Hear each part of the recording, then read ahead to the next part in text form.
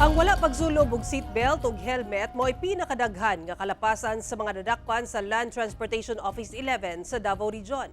Busa mas pahugtan matud pa sa LTO ang ilang pagpatuman sa balaod trapiko, ilabi na sa mga lagyong dapit din sagad sa mga motorista wala nagatuman. Ani report ni Argil Relator.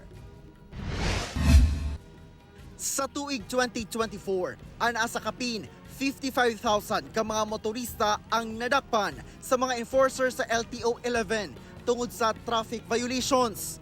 Sa datos sa ahensya, nag-una sa kalapasan ang wala pagsuot og seatbelt samtang nagabiyahe nga ana sa sobra 9,000 ka violators.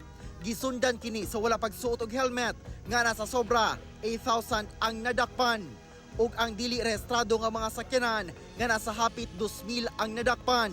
Sagad matud pa niini mga motorsiklo sa mga lagyong lugar. Dunasay mga nadakpan nga mga kolorum nga sagad mga van nga nagapamasahero nga walay prangkisa.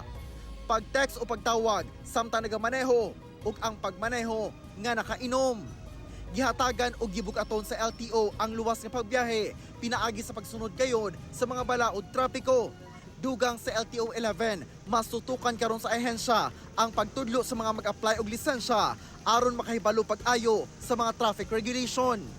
Pinapagtibay namin yung outreach campaign namin. And during our outreach campaign, nandyan na rin yung mga lecture series.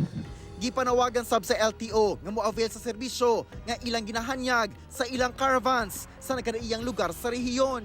Hindi lang naman po ay nakafocus lang sa student permit na issuances, but also it involves registration of vehicles and motorcycles. No? Andyan din po yung renewal ng mga driver's license. So parang it's a one-stop shop and it also caters everyone nearby. Nag-request na sab matud pa ang LTO og dugang sobra 50 ka mga personahe aron masapatuman ang balaod trapiko labi na ngadto sa mga lugar nga daghan ang nagasupak. Kauban si Melchor Awing sa kamera. Ako si Argil Relator. 1 Mindanao.